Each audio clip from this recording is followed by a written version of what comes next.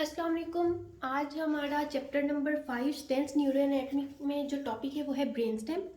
सबसे पहले brain stem के मेन पार्ट्स को डिस्कस कर लेते हैं कि ब्रेन स्टेम में हमारे पास सबसे फर्स्ट पार्ट जो होते हैं मिड ब्रेन, नेक्स्ट पोन्स और मेडल्ला। अब होता क्या है कि ये मिड ब्रेन, पोन्स और मेडल्ला सारे सेरिबेलम के साथ कनेक्टेड होते हैं।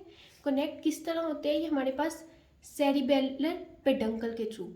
अब हमारे पास जो मिड ब्रेन होता है वो सेरिबेलम के साथ कनेक्ट होगा सुपीरियर सेरिबेलर पेडंकल से, पोन्स मिड सेरिबेलर पेडंकल से, और जो मेडल्ला है वो इंफीरियर सेरिबेलर पेडंकल से मिड के थ्रू सेरिबेलम के साथ कनेक्ट होगा।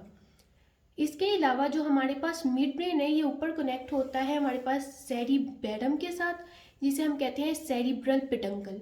अब ये पेडंकल मेनली होता क्या है? इसमें हमारे पास वाइट फाइबर्स होते हैं। तो ये हमारे पास मेन ब्रेन स्टेम का एक व्यू आ गया कि ब्रेन स्टेम 3 पार्ट से बना होता है, मिड ब्रेन, पोन्स एंड मेडल्ला। अब मेडल्ला की स्टडी करते हैं। मेडल्ला पे जाने से पहले हम 3 फंक्शंस ऑफ ब्रेन स्टेम जो इम्पोर्टेंट फंक्शन है उनमें हमारे पास सबसे पहले आता है डिसेंडिंग ट्रैक्ट्स होते हैं इनमें हमारे पास, जिसमें मेनली हमारे पास क्या होते हैं? Motor neurons. नेक्स्ट हमारे पास इसके अलावा ये बहुत से दूसरे हमारे फंक्शंस कंट्रोल करता है, जिसमें हमारे पास कुछ reflex centres, respiratory and cardiovascular systems और उनके सेंटर्स हैं। तो यहाँ पे हमारे पास कुछ असेंडिंग ट्रैक्ट्स हैं। और जो थर्ड है, इसके अलावा इसके पास इम्पोर्टेंट क्रेनियल नर्व्स के न्यूक्लियस होते हैं। तो क्रेनियल न्यूक्लियस यहाँ पे प्रेजेंट होते हैं। अब नेक्स्ट हम चलते हैं मेडल्ला की तरफ। ओके, मेडल्ला का मेन स्ट्रक्चर डिस्कस करने से पहले हमारे पास दोबारा मिड ब्रेन, पोन्स और मेडल्ला, और ये कनेक्टेड है सेरिबेलम के साथ। जो पोन्स और मेडल्ला के दरमियान ये एक जंक्शन होता है जिसे कहते हैं पोंटोमेडलरी जंक्शन। नेक्स्ट है अब हमारे पास मेनली जो आएगा मेडल्ला का स्ट्रक्चर। सबसे पहले तो हमने देखना है कि स्पाइनल कॉर्ड डायरेक्टली ऊपर कनेक्ट होती है मेडल्ला के साथ। अब स्पाइनल कॉर्ड कौन से लेवल पे मेडल्ला के साथ कनेक्ट होती है? फर्स्ट सर्वाइकल नर्व के लेवल पे या फोरामेन मैग्नम के लेवल पे। नेक्स्ट जो इम्पोर्टेंट चीज़ है वो ये है कि जो स्पाइनल कॉर्ड की सेंट्रल कैनाल होती है वो ऊपर मेडल्ला में जाके किस में कन्वर्ट हो जाती है? Cavity of fourth ventricle. Next अब मेडल्ला में देखें तो हमारे पास एक मीडियन फिशर यहाँ पे प्रेजेंट होता है, इंटीरियर मीडियन फिशर। इसके दोनों साइड्स पे हमारे पास क्या होते हैं? पिरामिड्स। इन पिरामिड्स में से कौन से फाइबर्स पास करते हैं? डिसेंडिंग ट्रैक, कोर्टिकोस्पाइनल ट्रैक के fibres. Lateral to these pyramids are present olives. अच्छा, अब हमारे पास जो ये ऑलिव्स और पिरामिड्स और ऑलिव्स के दरमियान से जो नर्व पास करेगी, क्रेनियल नर्व, वो हमारे पास 12th क्रेनियल नर्व है जो जिसे हम हाइपोग्लोसल भी कहते हैं। अब हमारे पास ऑलिव्स है और इसके लेटरल क्या है? हमारे पास इंफीरियर सेरिबेलर पेडंकल। यहाँ से हमारे पास 3 क्रेनियल नर्व्स के फाइबर पास करेंगे, 9th, 10th एंड 11th।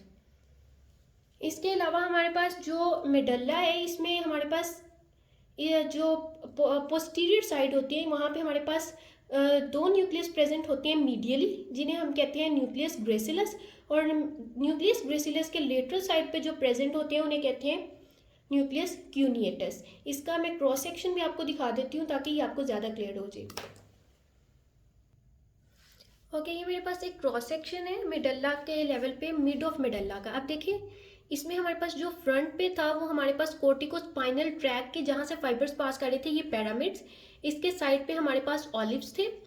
अब जो मैंने आपको बताया कि न्यूक्लियस ग्रेसिलस जो हमारे पास मीडियली प्रेजेंट है और इसके लेटरल साइड पे दोनों तरफ क्या है? न्यूक्लियस क्यूनिएटस, जहाँ पे हमारे पास फाइबर्स आ रहे हैं फेसिकुलस ग्रेसिलस और फेसिकुलर क्यूनिएटस से, और ये आगे क्रॉस होके मीडियल लेमिनिस्कल सिस्टम बनाते हैं जिसको हम बाद में डिटेल में डिस्कस करेंगे।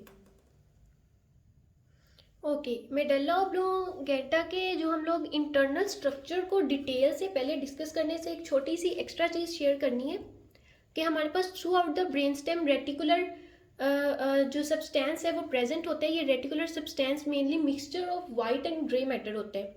अब इसका फंक्शन क्या है? इसका मेन फंक्शन है स्टेट ऑफ वेकफुलनेस और कॉन्शियसनेस। जितने भी हमारे जो हम कॉन्शियसली जितने जो फंक्शंस परफॉर्म कर रहे हैं वो सारा जो फंक्शन है वो है रेटिकुलर फॉर्मेशन का। इसमें मेडल्ला का क्या रोल है? जो मेडल्ला के लेवल पे हमारे पास रेटिकुलर फॉर्मेशन के 4 फंक्शंस मेनली आते हैं। यहाँ पे 4 हमारे पास सेंटर्स प्रेजेंट होते हैं। Number 1 cardiac centres, number 2 vasomotor centres, number 3 respiratory centres और जीआईटी सेंटर्स। अब जैसे हमारे पास वेजोमोटर सेंटर्स हैं तो इन्होंने क्या करना है, ब्लड वेसल्स की वेजो कंस्ट्रिक्शन या वेजो डायलेशन करवानी है। इसी तरह ये हार्ट रेट और रेस्पिरेटरी रेट वगैरह को कंट्रोल कर रहे हैं। नेक्स्ट हमारे पास एक और जो एडिशनल पॉइंट है, इंटरनल स्ट्रक्चर पे जाने से पहले हम डिस्कस करेंगे मेडल्ला में एक जो एरिया प्रेजेंट होता है जिसे हम कहते हैं एरिया पोस्टेरिमा। अब ये क्या है, ये नोजिया सेंटर है। वैसे हमारे पास ब्रेन में ब्लड ब्रेन बैरियर मौजूद होता है, लेकिन जो एरिया पोस्टेरिमा है इस लेवल पे ब्लड ब्रेन बैरियर मौजूद नहीं होता, तो जिसकी वजह से क्या होता है कि सब्सटेंसेस यहाँ पे डिफ्यूज कर सकते हैं। जब यहाँ पे ब्लड ब्रेन बैरियर ब्रोकन है तो यहाँ पे अगर कोई टॉक्सिक सब्सटेंस फॉर एग्जांपल आ गया तो ये क्या करेगा, आगे एरिया पोस्टेरिमा कीमो ट्रिगर जोन को एक्टिवेट करेगा, जो कि जीआईटी सेंटर को एक्टिवेट करेगा, जो हमारे पास मेडल्ला में प्रेजेंट है, रेटिकुलर फॉर्मेशन का पार्ट है। तो जीआईटी आगे फिर सारा आपका पूरी बॉडी की प्रोसेसिंग होगी और जो भी वो टॉक्सिक को रिमूव करने का जो प्रोसेस है वो एक्टिवेट हो जाएगा।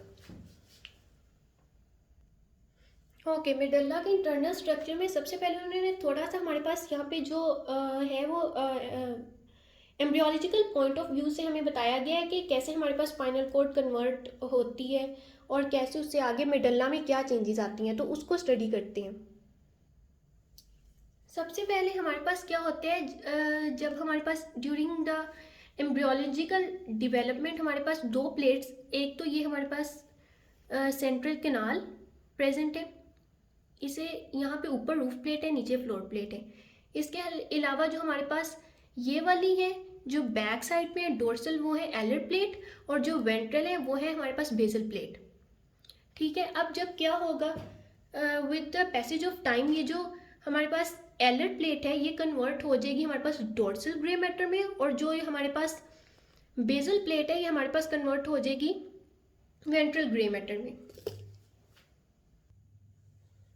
ओके, हम डिस्कस कर रहे थे कि हमारे पास जो एलर प्लेट है वो कन्वर्ट हो जाएगी पोस्टीरियर ग्रे कॉलम या पोस्टीरियर ग्रे हॉर्न में, और जो हमारे पास बेसल प्लेट है वो कन्वर्ट हो जाएगी इंटीरियर ग्रे कॉलम और ग्रे हॉर्न में। ये तो हमारे पास, और उसके बाद हमारे पास जो कैविटी ऑफ न्यूरल ट्यूब है ये आगे सेंट्रल कैनाल में कन्वर्ट होगी, और हमारे पास मेन ये स्पाइनल कॉर्ड का स्ट्रक्चर आ गया। लेकिन नेक्स्ट मेडल्ला के लेवल पे क्या होगा कि ये जो हमारे पास सेंट्रल कैनाल है ये हमारे पास कह लें कि इसकी स्ट्रेचिंग होगी और ये इस तरह हमारे पास कन्वर्ट हो जाएगी कैविटी ऑफ फोर्थ वेंट्रिकल में। अब होगा क्या, जो हमारे पास ये डोर्सल हॉर्न है या हमारे पास जो इंटीरियर हॉर्न्स हैं ये हमारे पास मीडियली पुश हो जाएंगे, और ये जो इसके डोर्सल हॉर्न्स हैं या पोस्टीरियर हॉर्न्स हैं ये वेंट्रली पुश होंगे और ये वेंट्रल साइड पे आ जाएंगे। तो ये स्ट्रक्चर कुछ इस तरह बन जाएगा कि हमारे पास मीडियल रह जाएगा डोर्सल ग्रे मैटर, और इसके लेटरल साइड मीडियल हो जाएगा इंटीरियर ग्रे मैटर, और इसके लेटरल साइड पे आ जाएगा डोर्सल ग्रे मैटर। और इस तरह ये चेंजिंग्स होंगी हमारे पास स्पाइनल कॉर्ड जब कन्वर्ट होती है मेडल्ला में।